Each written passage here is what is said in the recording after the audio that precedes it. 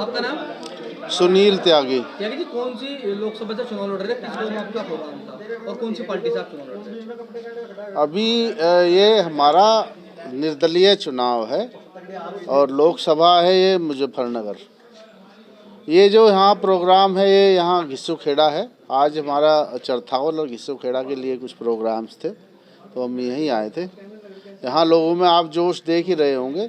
हम तो शुरुआत बहुत कम वोटों से सोच के चले थे, लेकिन धीरे धीरे कारवां बन रहा है और एक तरह से त्रिकोणीय चुनाव बनता जा रहा है। किस किस में चुनाव मान रहे हैं आप? देखिए, हम तो ये मान रहे हैं हम दोनों के बराबर हैं। पहले हम ही कम थे और लेकिन अभी हम त्रिकोणीय चुनाव मान रहे हैं। फाइट मार कर चल रहे हैं? फाइट तो हम संजीव बालियान के साथ में फाइट लेके चल रहे हैं। अच्छा, क्या मुद्दे इस बार आपके हैं जनता के बीच आप लेके जा रहे हो?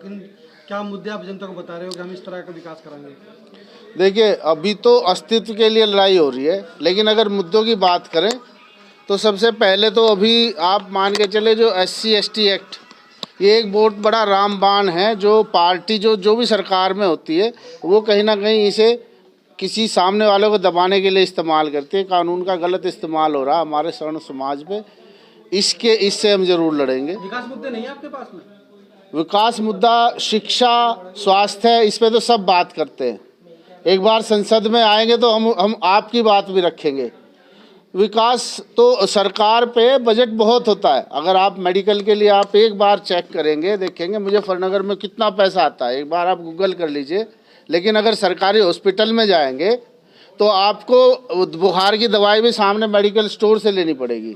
हम व्यवस्था को ठीक करेंगे, व्यवस्था ठीक होगी, भ्रष्टाचार खत्म होगा तो विकास अपने आप शुरू हो जाएगा। कौन सी पार्टी से नाराजगी है जो त्यागी समाज ने आपको मैदान में उतारा? पार्टी से हमारा, क्योंकि हम कोर वोटर बीजेपी के हैं तो हमारी ओबियसली नाराजगी बीजेपी से है। क्या व्यक्तिगत नाराजगी है किसी प्रत्याशी या फिर पार्टी से नाराजगी है?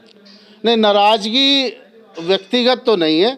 ये पिछले 1 साल से चल रहा है कि भाई कहीं ना कहीं सामाजिक हिस्सेदारी हमारी खत्म होती जा रही है, राजनीतिक हिस्सेदारी खत्म होती जा रही है।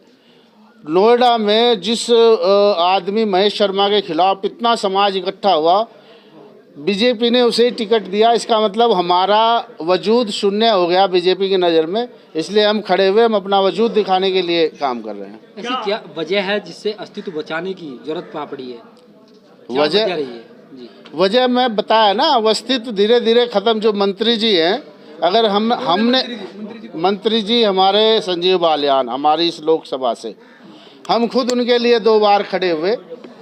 शुरू में हम संजीव करके बोलते थे, वो नमस्ते करते थे। आज ऐसी स्थिति आ गई, अगर फ़ोन करें तो हमें नमस्ते करनी पड़ती है। यही वजह है सबसे बड़ी। जिस तरह से मुकदमा दर्ज हुआ है, हाँ, उसके बाद से किस तरह समाज किस तरह देख रहा है उसको? समाज एकजुट है और ये एकजुटता का ही परिणाम है कि उधर से प्रेशर आ रहा है, जी भाई साहब किसी तरह हमारी जान बचवा दो।